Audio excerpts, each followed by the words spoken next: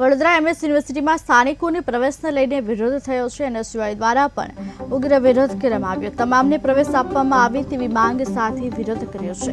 વીસીની office બહાર road પર ચક્કાજામ કરી વિરોધ કરવામાં આવ્યો। ચક્કાજામ કરતા પોલીસે તમામ વિદ્યાર્થીઓને હટાવાયા। પોલીસે વિદ્યાર્થી નેતાઓની અટકાયત કરી છે। એડમિશન મળવું જોઈએ 50% નીચેના બધા વિદ્યાર્થીઓને એડમિશન મળવું જોઈએ।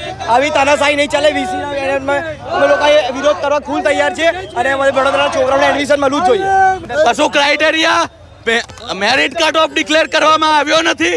એ વીસીની લોલીપોપ આપે છે એ વાતની સૌથી મોટી સાબિતી છે।